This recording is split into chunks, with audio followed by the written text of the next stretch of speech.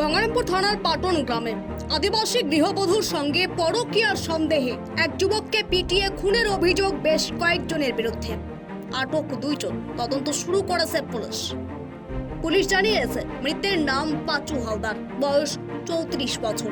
তার বাড়ি গঙ্গারামপুর থানার মহারাজপুরের।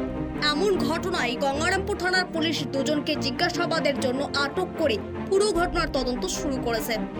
গঙ্গারামপুর থানার মহারাজপুর রথতলার বাসিন্দা যুবক পাচু হালদার। পেশায় সে মৎস্যজীবী।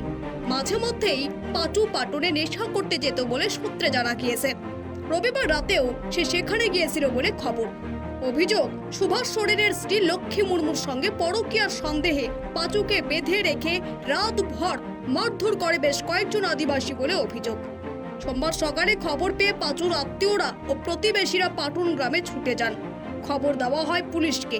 গঙ্গারামপুর থানার পুলিশ ঘটনাস্থলে ছুটে এসে যুবককে উদ্ধার করে গঙ্গারামপুর সুপার স্পেশালিটি হাসপাতালে নিয়ে আসা হলে সেখানেই তার মৃত্যু হয়।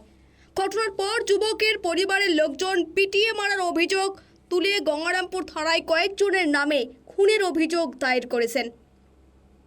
3-2 বেলবাড়ি অঞ্চল তৃণমূল কংগ্রেসের চেয়ারম্যান পরেশ বসাক জানিয়েছেন, আমরা আজকে বেলা 11:30 দিকে খবর পেলাম যে পাটন টুনটুনি পাড়াতে আমাদের মহারাজপুর রথতলার একটা 25-26 বছরের একটা যুবক ছেলে, তাকে প্রচণ্ড শারীরিকভাবে মারধর নির্যাতন করে বেঁধে রেখেছে। কারা বেঁধে রেখেছে? আমাদের ওই টুনটুনি পাড়ার কিছু আদিবাসী লোক। তো আমরা গিয়ে দেখেছি প্রচণ্ড কাহিল অবস্থায় এতই মারধর করেছে যে অজ্ঞান হয়ে মুখ দিয়ে গ্যাস বেরোচ্ছে। আপনারা কি জানতেন কেন মারধর করেছে? আমরা যখন ওদের সঙ্গে জিজ্ঞাসা করলাম, আমরা জানতে পারলাম ওখানকার কিছু লোক জানালো যে রাত্রি 10টা-11টার দিকে ওদের বাড়িতে চুল্লু বিক্রি করে, সেই কারণে চুল্লু খেতে চায়। তো যাওয়ার পরে ওরা সন্দেহ করে ওই বাড়ির কোনো এক মহিলার সঙ্গে ওর নাকি খারাপ সম্পর্ক। এই সন্দেহে ওই মহিলার স্বামী সহ পাড়ার কয়েকজন তাড়া করে এবং তাকে মাঠে গিয়ে ধরার পরে প্রচণ্ড মারধর করে বেঁধে রাখে। কখন সেটা? এবং সেটা রাত্রি 10:30-11টা হবে হয়তো। সেখান থেকে প্রচণ্ড মারধর করে বেঁধে রেখে তারপর রাত 2টার দিকে পাটন মধ্য এই এরিয়াটা ছিল, তারপরে রাত 2টোর দিকে টুনটুনি পাড়া, অর্থাৎ ওখান থেকে প্রায় 300-400 গজ দূরে ওই পাড়াতে নিয়ে গিয়ে একটা বাড়িতে বেঁধে রাখে। এবং আমরা যখন সকাল 10টা-10:30 খবর পাই তখন গিয়ে দেখি যে মুখ দিয়ে গ্যাসলা বেরোচ্ছে, অজ্ঞান হয়ে পড়ে আছে, গায়ে পিঁপড়ে লেগে গেছে, মরিচের গুঁড়ো সহ লবণ ছেটানো আছে। তখন আমরা সঙ্গে সঙ্গে গঙ্গারামপুর থানার আইসিকে খবর দিই।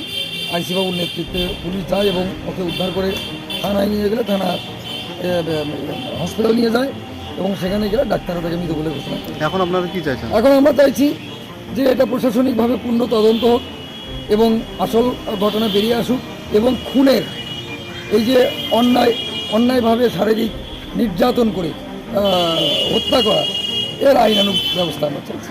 আপনার নাম? পরেশ বসাক। এ বিষয়ে মৃতের বাবা কালু হালদার অভিযোগ করে জানিয়েছেন, ছেলে আমি গেছিলাম মাছ ধরতে, এরকম ছেলে এসে দেখি ছেলে নাই। এখন ছেলে নাই তো নাই, খোঁজ করে শুনি যে টুনটুনি বানা বাইরে রাখছি। তারপরে কি শুনলেন? তারপরে আমি তো আর যাইনি, তো যাই হোক বাজারে গেলাম, বাজার থেকে থানায় কল করা হলো, থানায় থেকে নিয়ে আসলো, নিয়ে আসে মারা গেছে। হ্যাঁ, হাসপাতালে। আপনার ছেলে কিভাবে মারা গেল? মারধর করছে, ওই জন্যই মেরে গেল। মানে মারধর করে? কারা মারধর করলো? ওই তো আদিবাসী বললাম। মানে আপনি বলছেন যে আপনার ছেলেকে মারধর করে মেরে ফেলে দেওয়া হয়েছে? কি বলবেন আপনি? হ্যাঁ, কি বললেন আপনি? ওই তো মাঠ থেকে মেরে ফেলেছে একদম, পোয়েনটা গরম জল ঢেলে দিচ্ছে, সব কিছু করছে, কোথায় লাগছে মারছে ফাটাচ্ছে। আপনার ছেলের নাম কি? পাশু হালদার। আপনার নাম কি? কালু হালদার। আপনার বাড়ি? মহারাষ্ট্র। এ বিষয়ে গঙ্গারামপুর মহকুমা পুলিশ আধিকারিক দীপঞ্জন ভট্টাচার্য জানান, যেটা বললেন আপনি, একজন একটা অল্প বয়সী ছেলে একজন মহিলা বাড়িতে ঢুকেছিল নাকি, যেটা প্রিলিমিনারি পেলাম।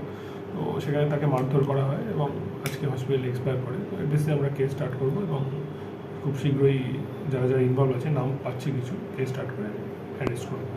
তো এখন এটা বলা যাবে না, কারণ কেস এখনও স্টার্ট হয়নি। কেসটা স্টার্ট হোক, তারপরে further details will follow. Thank you sir. Dakshin Dinajpur থেকে সীমান্তের কথার বিশেষ রিপোর্ট।